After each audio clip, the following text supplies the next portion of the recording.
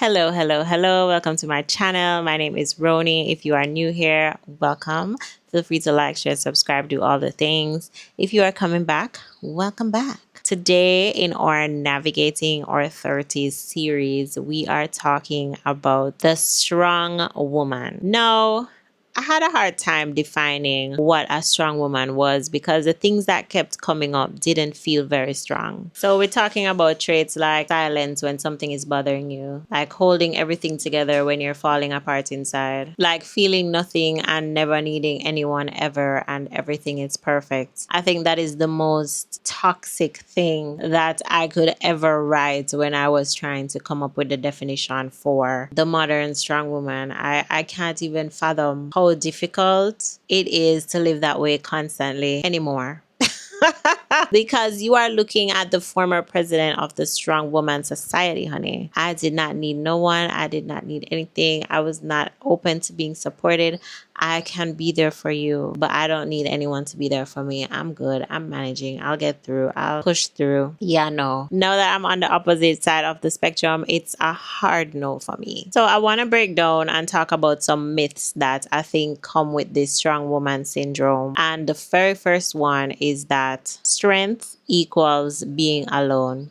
I think that we've defined strength through the lens of men. And to be honest, those are the people that we see in power. So you're going to see these people and look at how they operate and wonder, okay, what traits can I take from them and translate to me? And it works. It works in corporate. It works in other areas of our lives. But the strength that I actually want to pass down to my daughter is not found in isolation. It's found in connection. I want her to find strength in her softness, in being held, in being supported. I want her to know that her strength is the fact that she can go through horrible things and get out on the other side with support and with help and with confidence, because she knows that she has a strong support system and she never has to do anything alone. That is the kind of strength that I would like to pass on to her, not the you are an island type of strength where you have to go through everything alone and nobody cares what you're going through. That is extremely isolating to someone who is already going through something. I never want her to feel that way, and so I have to translate that back to my own life. I never want to feel that way. The second myth is that vulnerability is a weakness. I think somewhere along the way we learned that emotions equal weakness, but that is a complete lie. However, I do think that the reason that people shy away from their emotions is very personal. It's not something that's a one size fits all. For me, it was my personal trauma that I had to work through first in order to be able to even access my emotions, because I was the type of person, I was not crying. I was not doing anything. The only emotion that I expressed well, and I wouldn't even say I expressed it well, because what I would do is I would let the emotion bottle up and then it would boil over and it would be explosive, is anger.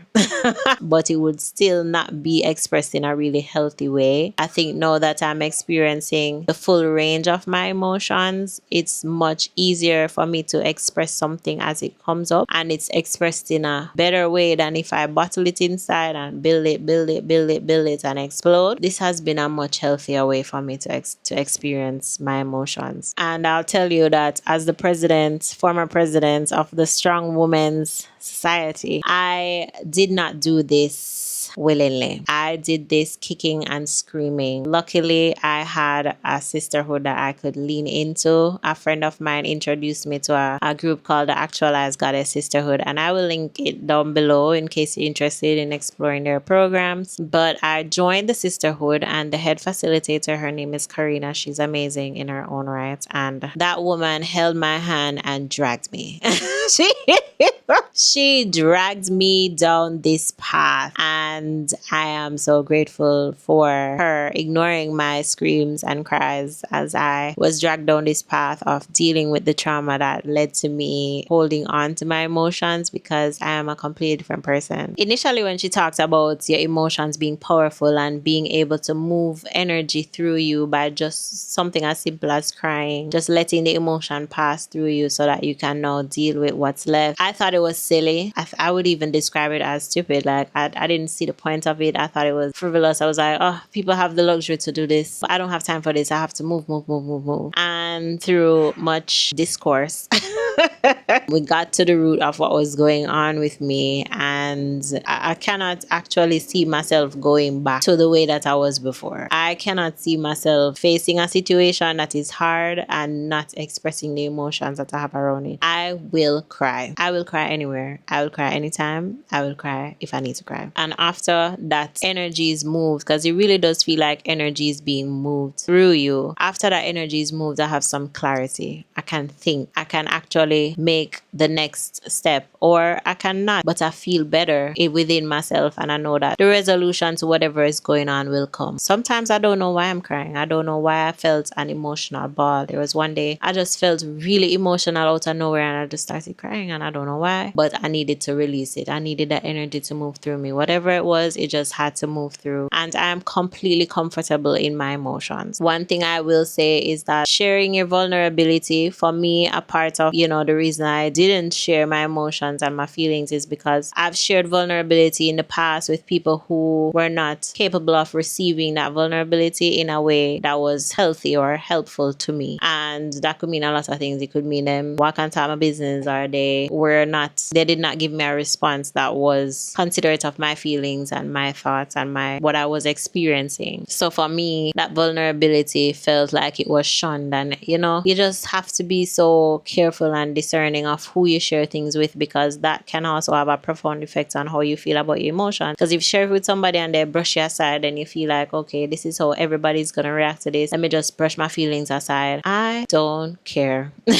I will share with my women's group anything. If I am in the middle of crying about something that is bullshit to everybody else in the world, but it means something to me, I care, and it means something to me, and I am crying, and this is where I am. I don't care. However, again, vulnerability is something that you have to share with people that you trust, that they will have your best interest at heart, that your vulnerability is safe with them, and that it's a space where you can feel safe to express yourself and get whatever support that you need, whether you need advice, whether you just need somebody to listen, or you need empathy, whatever you need. You have to feel safe in the space that you're sharing with. You have to feel safe in the space that you're sharing and with the people you're sharing with. And I think it's so interesting to hear people talk about like the type of people that they find interesting online. It's always the person who is quirky, who is out of the ordinary, who is 100% authentically themselves. They do not care how they are received. They are themselves, and it's those people who have the most emotional awareness. But we're drawn to them because that's what we deeply desire. But we're stuck in strong woman syndrome because we feel like, oh, this is the way to behave. This is actually what is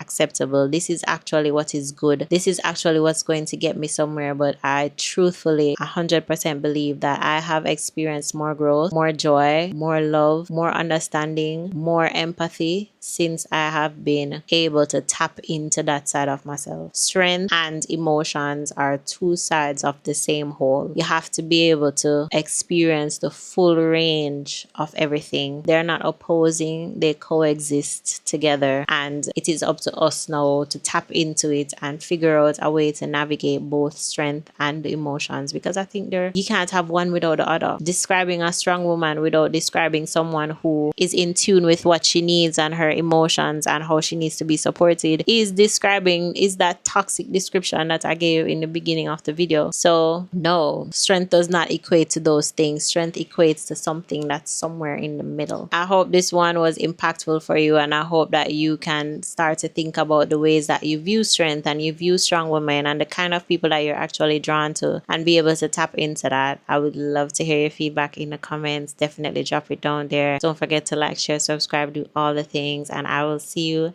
next week.